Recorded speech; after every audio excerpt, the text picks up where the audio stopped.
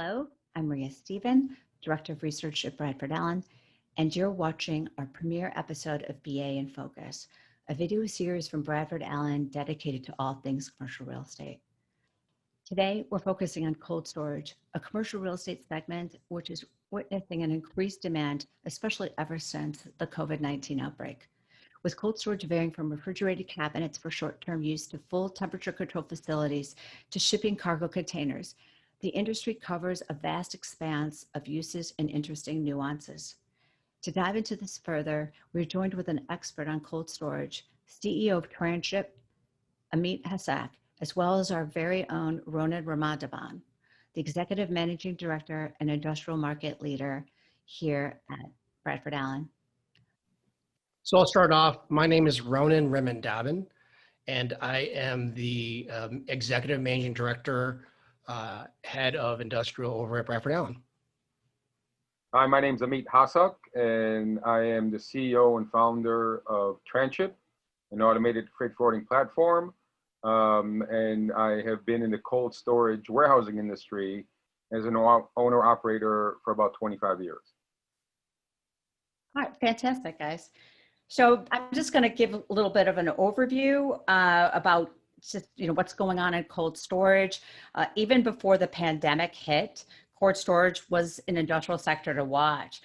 According to Global Cold Chain Alliance, they estimated cold storage to grow by 4% from 2018 to 2022, and the Food Marketing Institute predicted a 70% increase in online food shopping from 2019 to 2022. Like I said, this is before even COVID hit. So, Amit, I was just wondering, yes, you would probably see this is true, and do you have any comments to add? Yeah, look, for the people who are not familiar with the cold storage warehousing or cold supply chain, because it's not really a sexy industry, but it's a necessity. Nobody ever talks about it from a technical standpoint, or even from like, where does my food come from, or anything that I consume. So cold storage warehousing is an integral part of the whole food supply chain channel. Everybody wants, we're going in the trend of farm fresh to table. There's other countries like China who are now realizing frozen foods are actually not that bad for you. So it's a global industry, and as long as there's people, there will be cold storage warehouses, because during recession time, you may not eat steak, but you'll eat a hot dog. And so the requirement for cold storage warehousing will increase as long as there's no stagnation or a recession in the population of the world, because people just are going to keep eating, and this is part of the whole food supply chain. Okay. And Ronan, how do you think this would impact commercial real estate? Cold storage in general and the growth of it all? Yeah. So I think the growth of cold storage is going to be cause a lot more need for infill real estate in general, industrial real estate. So there's going to be a huge growth as far as the need for cold storages throughout the country. Right now, there's definitely a deficit of cold storage space throughout the entire country, and even internationally. And I think there's going to be a need for more of them out there. So there's going to be industrial at this point is doing extremely well. Vacancy rates are all-time highs, are all-time lows. And from an industrial perspective, it's going to be strong e-commerce, but even more for a cold storage perspective. There's just very little cold storage space out there, and there's going to be a need for more of them, especially as you service the e-commerce and online grocer retail type stuff. Okay, great. So I was also reading that like 60% of cold storage assets are owned by two firms, Lineage and Americold. So how can a small company or a new player use technology to grab market share from the big players? And this is, of course, going into cold storage. Amit, do you have any thoughts on that? Yeah, I mean, it's pretty much an oligopoly, the industry. I mean, there's a lot of smaller players, but the big ones are the ones you mentioned. I throw in US Cold in there as well. I don't know what percentage, but between the three of them, they've basically acquired a number of other operators in recent years, especially Lineage. That's their business model, is to acquire existing cold storages. So in a sense, they do kind of occupy and control the industry. For smaller operators, I don't think in the long term, smaller traditional operators will be able to survive. Just from from a power standpoint, if you take two traditional cold storage warehouses, one is Lineage or US Cold or Americold, and the other one's got 1, 2, or 3 warehouses, it's going to be hard for them to compete. However, none of these 3 companies is in any way promoting or pushing for the automation of cold storages. And that's where there's a huge opportunity for startups, technical startups, not cold storages that have tech, but tech companies that do cold storage. Is a big difference between the two. That's where the David can slay the Goliath, because all these cold storages for decades have been operating the same way, based on manual operations, where you have people in the freezer, people on the docks loading and unloading trucks. And the big expenses for cold storages are twofold. One is utilities, because you got to keep the place cold and frozen. And 2 is labor. And labor is a two-edged sword, because on the one hand, you need the labor to load and unload the trucks, to put it in the storage, to get it out of storage, or what's called order picking, when you have to take boxes off of pallets. And that leads to a lot of mistakes and inaccuracies, because we're all human and we all make mistakes, especially if you're 8 hours in a minus 20-degree room. Your brain can freeze up a little bit, and that's no knock on anybody. That would happen to anyone. But the need for automation is really, really, it's needed in the US. It's more rampant actually overseas, especially in Europe. And there are a few operators of automated cold storages in Chicago. One is a European operation that came over recently. I believe that Americold purchased preferred cold storage. They had about 15 or 20 automated cold storages in the US and across the world out of the 40 or 50 that they had total. But anybody who has the foresight and the ability to build an automated cold storage and place it right next to one of these traditional cold storages, there's no way these big guys can compete with them. There just isn't any way they can compete with them on service and on decreasing or eliminating basically the mistakes such as misshipping, damaged product, lost product, misplaced product. All that basically goes away when you automate. So basically, you're saying that this cold storage, the small, the small operator, as much as the other ones are being dominated and they're just going to keep buying, if they could create this niche and build up on that niche. Correct. Yeah, that's going to be their way of not only surviving, but thriving. Right. And that's why one of the reasons I got out of this industry and started Transship was because as a smaller operator, you really had no chance in competing with these big guys. They have contract rates with the big customers. So, company A, that's a multinational company, has an agreement, let's say, with Americold for national cold storage. And so they'll store in Chicago, they'll store in Long Beach, they'll store in New York, anywhere. And so a single operator like I would have no chance to compete with them when it's apples to apples.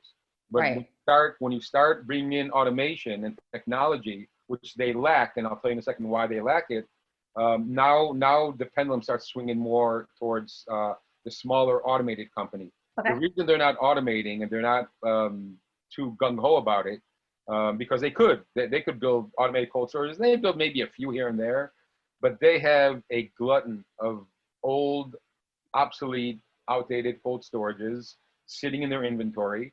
And if they were to start automating, then nobody wanted to go through those new or those old cold storages. They say, hey, I want to go to your new, fancy automated cold storage. And so if they do that, it kind of shoots them in the foot, because now, they're kind of between a rock and a hard place, because they got all these old, obsolete cold storages. And when I say old and obsolete, I just want to clarify, traditional cold storage are built on more of a horizontal footprint, and they may go 30 or maybe 40 feet high at the most, whereas automated cold storages are a smaller footprint, and they can go as high as 100, 120 feet up. And that really makes the utility much more efficient.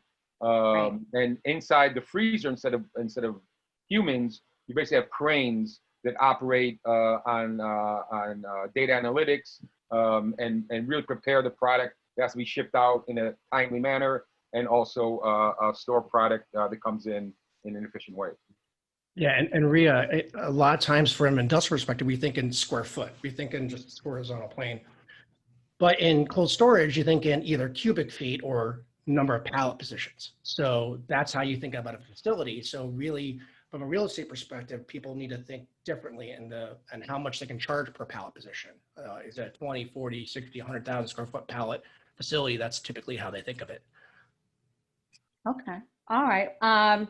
So the average, so I did a little research because that's what I do. And I found that the average clear ceiling height for cold storage in Chicagoland is 31 feet. From what I read and what your guys have just explained to me now, that's definitely low. And I'm assuming, that's kind of going back to your point, Amit, is that they would rather just reconfigure their existing space, and it's hard to do it because they want to sell the old modality because that's what they have a glut of. But this is an opportunity for the small player, to kind of go in and take advantage of that. So, so you guys, I answered a lot of my questions already. So, okay, so average cold storage is 33 years old. In addition, the sector posts a 2.1% vacancy and 2.3% availability rates. Clearly, there's room for growth. I would imagine that a repurposed cold storage facility would have layout, power, insufficient insulation issues that would warrant cold storage new development. So the questions that I have for the both of you, first is, what are the pros and cons of a repurposed versus newly developed cold storage facilities? And what would be the rewards and costs to spec development? Because I can understand that would be expensive. Do you want to? Can I take a step back here for a second? So Yeah, some of the reasons why, and Amit knows this as well, is that the cost to build some of these new construction, fully automated facilities being up to 100-foot clear, and the cost of the automation, it's really intense. It's a capital intense thing to do. And so a lot of these kind of mom and pop and smaller cold storage operators, what they're doing is they're just, as you said, repurposing or using what they can. Because the average age of some of these cold storages from a real estate perspective is roughly in the 1980s. So they're older facilities. It's just, again, it's what they have, and the cost to build a brand new construction is somewhat cost prohibitive for a lot of them. That's the reason why the AmeriColds, the Lineage, the New Colds are out there. That's the one from Europe that Amit was referencing. They have the capital backing in order to do that. So part of it all is some of these tech startups and that might go into cold storage, I think, are efficiently backed by capital. I think there is definitely, and Amit and I talk about this, there's definitely a chance for them to grow substantially and really compete with them, because it needs to be more than just those major ones. There needs to be more competition within the space, which is good for not only the operators, but also the people they service to as well. I'll add on to that refurbishing an old or traditional, I don't want to call them old, traditional cold storage, like you said, that's 30-foot clear, and trying to automate it, it's kind of like putting lipstick on a pig, because you really don't have the base to fully automate. If you could partially automate, it could be like a hybrid over traditional, but you can't compete with a fully automated cold storage. And one more thing I want to add about the cold storage industry in general is that we've always said that we're recession proof. Because there have been many, downturns in the economy where, even in the beginning, right now during COVID, right, especially in the beginning, I mean, everybody was like hemorrhaging, and some companies had to close. Cold storages were full. They remain relatively full. The one asterisk that I put by that is that as long as we don't have an economic situation like we had in 2008 to 2011, where banks basically just stopped giving money out. Not so much for the cold storage, but what a cold storage does is it's an extension of our customers' business. So we store their inventory. When they don't have the capital to buy inventory in bulk at lower pricing and just buy by order, well, then the cold storage get a hit, and the cold storage industry did suffer during the Great Recession from that perspective, because the customers just didn't have the capital to hold as much inventory. So they were, they were much lower capacity. But at the end of the day, somebody like Ronan said has to have the capital to do this and be in the right mindset to take on these extremely dominant cold stores, because they're not going to do it. They just won't do it unless somebody pushes the envelope with them and says you have to automate. They are not going to do it, because their customers also don't have any other options. They sign contracts with them. They're using them nationally. I can say many bad things about cold storage service, which I won't. But people have to use cold storage, even if they hate it, even if they don't like the service, even if it's too expensive, even if whatever you want to say, they have to use cold storage because it's part of the supply chain. And automation can resolve a lot of these problems. Yeah, and again, Rhea, going back to the whole thing of redeveloping or repurposing, it's just adding automation to, as Amit referenced to lipstick to a pig, it's not as efficient. You're not getting the efficiencies of the cold storage. You've got to build essentially from scratch with essentially a rack supported building and highly specialized building. And one thing you pointed out too, Rhea, before, is that some of these, even the newer ones, roughly about 15 years oldish, they're still 30, 40 foot clear. But if you really want to get economies of scale, this kind of automated storage retrieval system goes up and down vertically very quickly and more efficiently. And what they'll do, they'll go to 100 foot clear plus. So 80, 120 foot clear plus. So that's going to be more efficient that way. And also from an operating the building perspective, you've got the heat that's going this way. So rather than going out, it's just going straight up. And going back to the whole cubic feet and pallet storage space, you've got more by going vertical. And if you look at some of the commercial real estate in Chicago, it's going to be, especially with the lack of infill parcels in Chicago alone. So a lot of these last mile cold storage facilities are located in, in these kind of in Chicago. There's just very few parcels above 7 acres or 8 acres, which would cause you to be at roughly about 100,000 square foot facility. There's just not a lot of them out there. So it's just, you've got to be really efficient with the real estate and the amount of footprint you have for the building. And that's why you have to go vertical. Okay. So, here's a question that I kind of want to change a little bit. So we talk about technology and, making these adaptations. Would you say that this is more that the lessor wants to do, or is the lessee going to make these changes to a facility? Real estate guy, that's on you.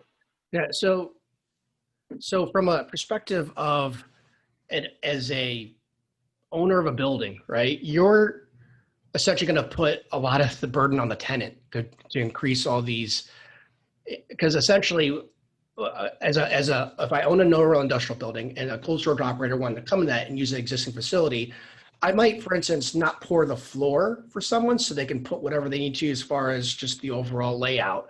But once I've poured the floor and done whatever, I don't want to have too much improvement past what potentially, if there's a 10-year, 7-year lease, after that 10-year lease, I want to be able to convert it back to a space which may or may not be cold storage. So because otherwise, you take a lot of buildings like Amazon builds, they're highly specialized for Amazon. So you want to take, especially if I'm building a spec building, I want it to keep as generic as possible so that even a typical dry storage warehouse will go there and not just a cold storage. So I want to have that flexibility as a landlord or an owner of a building. So I'm allowing for that flexibility. But that being said, kind of what Amit and I are talking about is that, there's cold storage spec buildings that are being put up right now. But it just depends on the tenant and what their needs are. So some of them need to move into spaces right now, but if you have that ability to build that new construction, fully automated facility, that's probably one of your best bets. Amit, what do you think? My take on it is that I don't think developers, unless, like Ronan said, they get a tenant size like a 10-year lease, would build an automated cold storage. I think that's more on the cold storage operator, because like preferred freezers before they were sold, their business model was sale leaseback. So they would build these, Mhm. some of the, not all, but some of their cold storages were automated, and they would do a sale leaseback. And that was their business model, and they did very well with that. But I think that if you're going to have an automated cold storage, it's typically going to be owner operated rather than leased out. I mean, I'm not going to say everyone, you know, I'm sure Oh, there's that's a interesting. rule, but the capital outlay is so great that I don't, and maybe Ronan will correct me, I don't think any real estate developers would put up that much capital at the risk of, you know, having a tenant basically either not succeed and be stuck with a property that is only can be used as an automated cold storage. It just seems too high a risk. Yeah. And especially in some of the leases, what landlords will put in there as well would be they have to convert it to more of a traditional use. So once they leave the facility, whether it's 5 or it's 10 years, they have to convert it back to a traditional type use in some cases. And again, would a developer want some of that freezer cooler space in place? Yes. If they don't want to move it, I'll take it. But for the most part, in that, I want that option. And so a lot of leases, they'll say, you need to convert it back to a more of a traditional type space. So So Ronan, the take that you're giving us right now is from the landlord's perspective. How would you advise a tenant that, you know, whether to lease, do a lease back or to lease or to possibly be owner occupied? How would you, you know what I mean? How would you advise the other side of the deal? you know, in talking with cold storage operators like Amit was, you know, it's really understanding exactly what their needs are. You know, do they have the capital to build a fully automated cold storage? Or are they just going to potentially take one of the older cold storages just because it's what they need? So it really depends on what their needs are and listening to what their potential, you know, number of pallets, their throughput, all that stuff really matters as far as what their needs are. It really comes back to that is the need. Because, you know, I could always recommend a fully automated $50 million facility, $100 million facility, but not everyone can afford it. So sometimes they just have to take what they can have, and there's very little cold storage space as there is right now. So sometimes you just got to take what you have, and sometimes it's a 1980s type facility, which you can't automate. So there's that. And again, if I was representing a tenant that was looking to move into a cold storage space, I would try and get as much tenant improvement costs as I can, because knowing that I'm going to put this much money into a facility, and especially with someone like Amit, when you take an older facility, you know, you're going to spend a lot of money in racking and whatnot. So you really want to give your tenant the best path forward to success, and sometimes trying to get as much money out of the landlord to make it make sense for both parties. Yeah. I'll add on top of that like I said before, the two big expenses for a cold storage warehouse is utilities and labor. When you automate, you basically reduce the labor by at least 50%, if not more. Your utilities also go down because one, you're building a more efficient building, but a well-known not good business practice in cold storages, when forklift drivers have to go in and out of the freezer, you know, even if you have automated doors, they like to keep them open just because sometimes, you know, the doors don't open and they hit it with a pallet and it breaks or whatever. So they'll keep it open for a long period of time. And when you have warm weather outside, especially, all that cold air goes out and your utility bill just shoots through the roof. So when you become automated, like Ronan said, huge capital investment, right? Talking about $50 million for like 100, 150 square foot footprint, 100 feet high.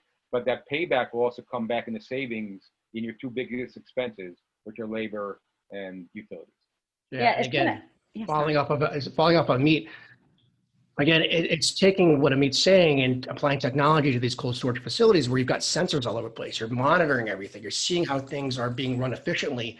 And at the very least, if you can't fully automate a facility, utilize technology and the sensors within the facility in order to see how you can run it more efficiently. Because again, as Amit mentioned, it's the utilities aspect. How can I save money on utilities throughout this entire process? And maybe I can do that through applying sensor technology throughout the facility and monitoring temperature and being energy as efficient as possible. You know, in April and in May, Honeywell International surveyed 434 U.S. customers about their willingness to invest in automation due to the pandemic. And just to kind of go over some of these stats, e-commerce, 66% agreed, food and beverage, 59% agreed, and logistics provider, 55% agreed. And, you know, kind of going over the things that you guys just said, like that all kind of falls into play, right? Just these efficiencies. So do you see, but how do you see, like, if you're the customer, if you're going to be e-commerce or food and beverage, how is the pandemic, you know, going to change demand, you know, for automation? I think it's going to definitely increase the demand for automation. Look, automation is going to be, it's in many industries, and it's going to be in many more industries in the not so distant future. There's a lot of stuff going on right now. I'm in freight forwarding, so freight forwarding, we're trying to be an automated freight forwarder, which is also a manually operated industry. It's also commandeered by a few really old titans. But I think that the whole concept of automation is as intimidating and as daunting as it may sound to some people. You know, you're going to replace, you know, manual labor with automation. People are going to be unemployed. I think the automation, the benefits of it are the efficiencies that companies will experience. And I think that through automation, there will be other industries that evolve that will basically provide work or opportunities for other people. And when you automate, like what we say right now in Transship, when we go to potential customers, is we go to them and we tell them we're an automated freight, you know, freight forwarder, blah blah blah. But we're not in the firing of people business. What we tell people is, if you have, let's say, 10 people in your logistics department or arranging your ship, now freight forwarder basically does what a travel agent does. We arrange shipments of goods. And so we tell the companies, we tell them, don't fire your logistics department. That's not what we're here for. If you have 10 people, I want to take 5 people who are non-revenue generating positions in logistics, move them to business development, sales, marketing, PR, whatever it is, to generate your revenues, increase your revenues, because we as Transship can come in and do much more efficient, better work than they were doing at a fraction of the cost. So when you sell automation, you try to sell in the concept that it's a win-win for everyone, right? You can reallocate people in your business to revenue generating, because I mean, a business always wants to sell more, right? You can never be insatiable and say, oh, I've sold enough. Everybody wants to sell more. So you can take people from, you know, important positions in logistics, but they're not revenue generating, and reallocate them, put automation in, and it's a win-win for the company. Yeah, and I agree with Amit in the sense of, you know, automation, you know, it'll be, as far as the pandemic is concerned, there's gonna be less people touching the product, so that's definitely good.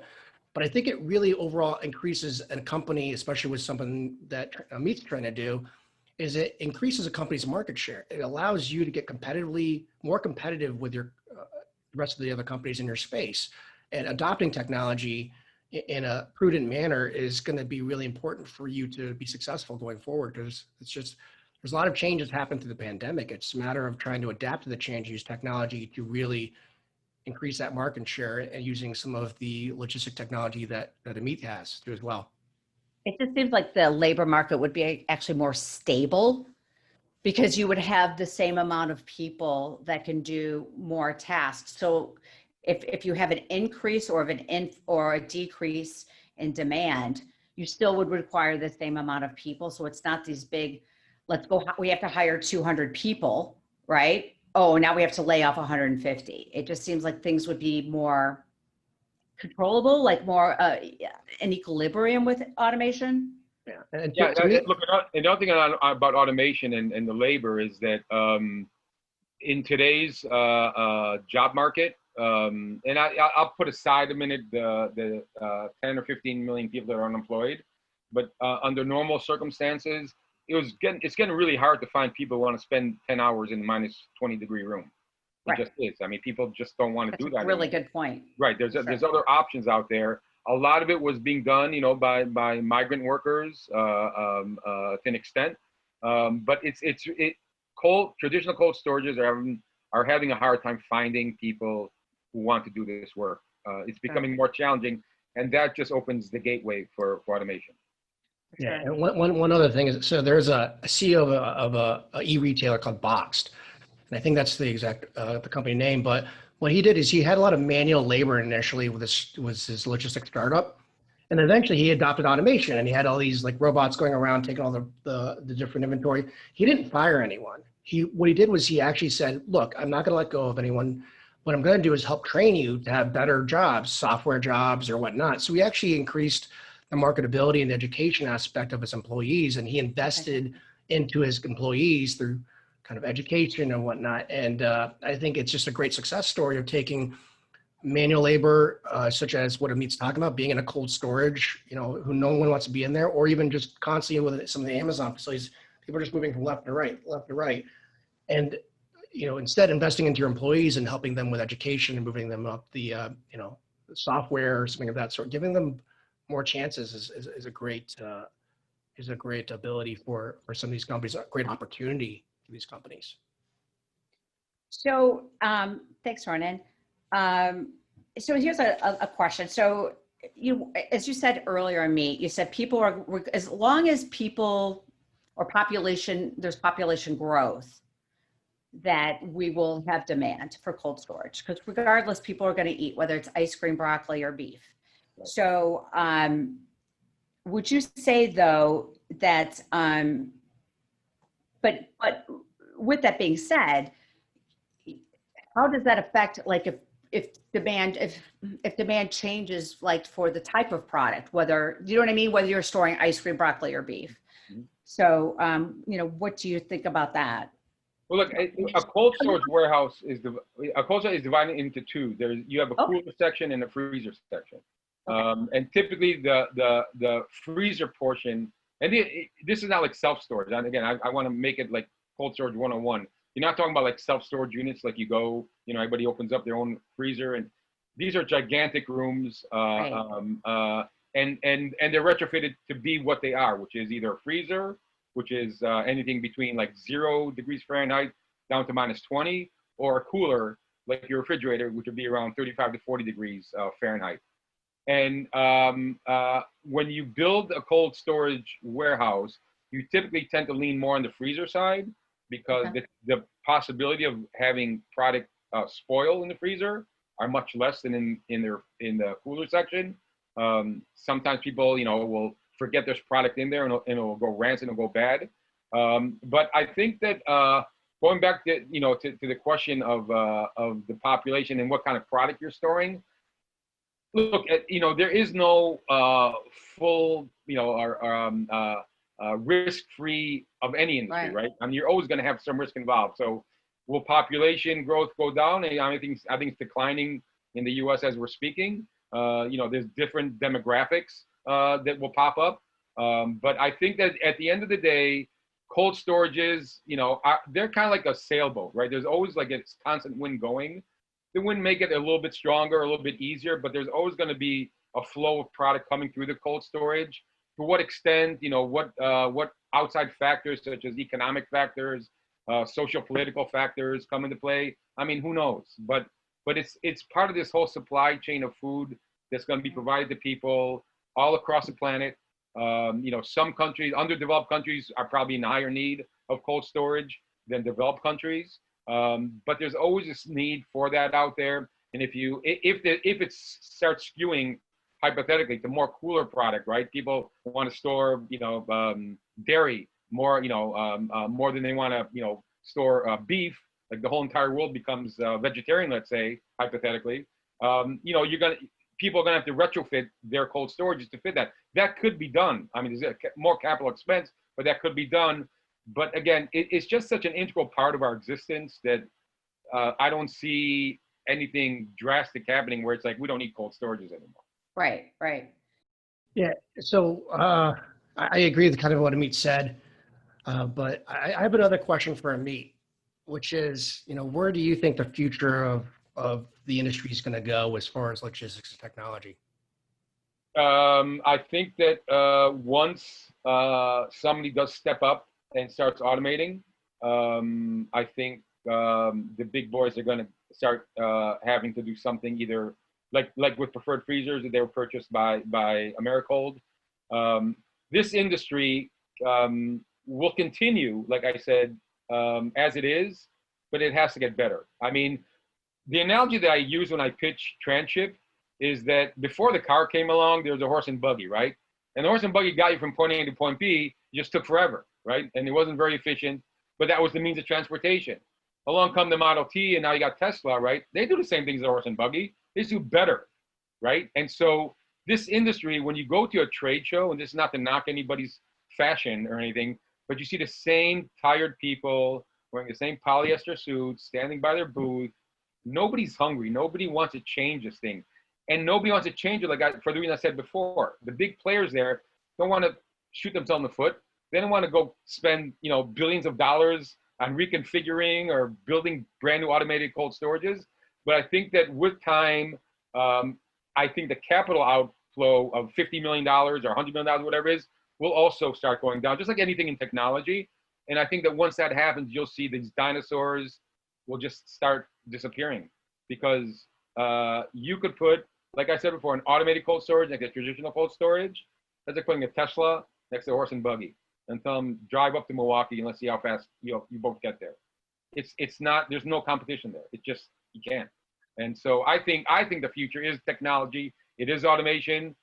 Are forces going to try to stop it or slow it down? Yes, but we've seen you can't stop technology. Once technology's at the doorstep, it's coming in, and it's going to change this industry for the better. And this is not to threat anybody, right? Who am I to threat someone? But technology's here. Technology and automation is going to be a part of this industry, if you like it or not. And in my humble opinion, if you don't conform, you don't join it, you're going to be left behind. Yeah, and from a commercial real estate perspective, technology, what we've seen in various markets, the more people adopt technology and the more technology grows, there's actually more real estate. People need more real estate. I mean, whether you take any of the tech startups, there's tons of, I still remember taking it to office when River North had a high vacancy rate. It's got some of the all-time low vacancy rates because the startups are taking them up. So from a real estate perspective, technology, although people might think it reduces the commercial real estate, actually increases it. There's just more opportunities and need for more commercial real estate. Could it be more industrial warehouses throughout the country? I think so. I think through automation technology is just going to be a need for more efficient platforms all throughout. So I think it's really that logistical trend of growing the industrial real estate and being more efficient with the way you use it. I'll just add one more thing. We're talking domestically here, but there are a ton of opportunities internationally, right? I mean, a country like China, like I said, who's just realizing, hey, we can eat frozen. We're going different directions. Us in China, we're searching for the farm fresh food. They're looking for the frozen food, and their frozen or their cold supply chain is very. I mean, if ours are outdated, theirs are like dark age outdated. And some of the big players have a presence there, but not just China. A lot of Asian countries, Vietnam, really could use a shot in the arm when it comes to cold storage. So there are opportunities for cold storage, not just domestically, like Ronan said, but also overseas. Yeah, and again, kind of the point of taking Amazon or on his e-retailers, where more online grocers are coming through and more people are adopting the online grocery model. There's just more and more cold storage / logistical warehouses that are needed. In Chicago, one of the largest tenants obviously is Amazon. They're driving the vacancy rate down further because of the amount of space that Amazon is taking, just Amazon. So it's kind of it's a huge effect on industrial right now. And I think from that, Amazon, it's also going to be a lot of smaller ancillary companies that kind of feed to Amazon are also going to increase as well. So, and the need for last mile, which is a relatively new term, right? And that's going to change profoundly the operation of the cold storage. I mean, cold storage warehouse operators have typically loaded at the very least, a couple of pallets on a truck. Now you're going to start, they're already starting to ship individual cases, right? That's going to have a profound effect on the industry as well. You guys have been fantastic. It's like, I think I'm going to not learn anything because I've researched it so much. And then I'm sure you watched my face going, oh, really? So you guys were great. I really appreciate it. And this was really a fun episode to do, our first one. And I really look forward to doing some more with you guys. Wonderful. Thank you very much for having me. No, thank you. Okay, bye-bye. Thank you. Bye-bye. See you guys.